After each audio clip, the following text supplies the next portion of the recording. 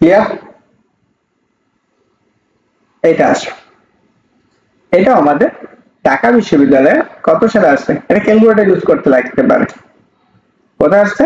দ্বিতীয় আসছে 6-7 সেশনে এবং মাওলানা ভাসানী বিজ্ঞান ও প্রযুক্তিতে আসছে কত 15 এবং 16 সেশনে। এই কোশ্চেনটা কি বলছে দেখো, এত ওয়াট বৈদ্যুতিক বাতিকে এত ভোল্টের তড়িৎ সরবরাহ উৎসের সঙ্গে যুক্ত করা হলে ওই বাতিতে কি পরিমাণ তড়িৎ প্রবাহিত হবে, তার মানে কি পরিমাণ আই প্রবাহিত হবে সেটা বের করতে বলছে। তাহলে এই ক্ষেত্রে আইটা কত সেটা আমরা বের করব। বলো দ্রুত জানাও যে এটার আইটা কত হবে।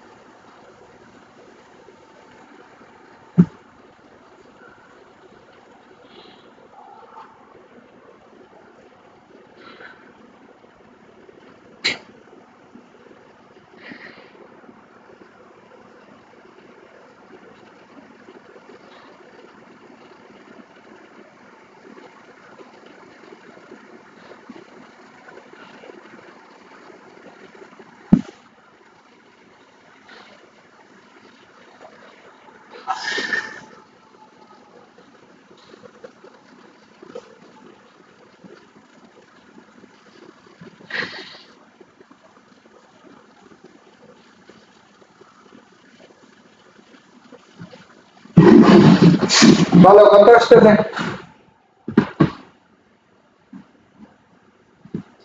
I equal to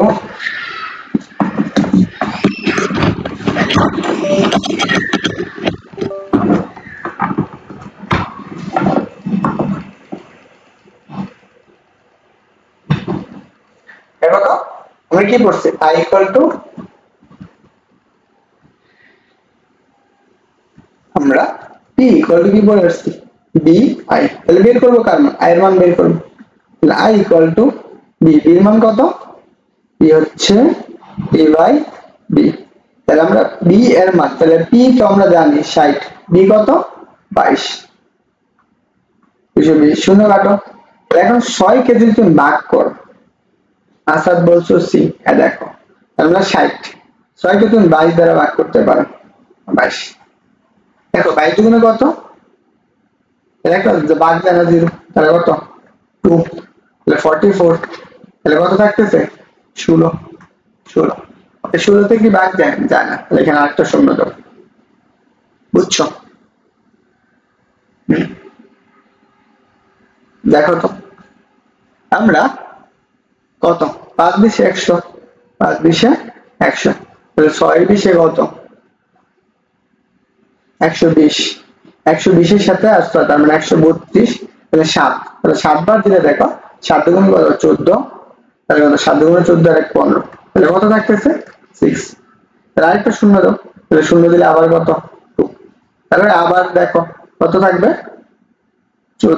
থাকবে কত 16, তাহলে 16 থাকলে আমরা কি সেম ভাবে সেম কাজটা করতে পারবো, তাই এরকম করে যাইতে থাকবে। তাহলে आंसर কত আসছে 0.272, এটা হচ্ছে আমাদের হাতে ক্যালকুলেশনের জন্য, তো এটা হচ্ছে आंसर কত 6, বুঝছো?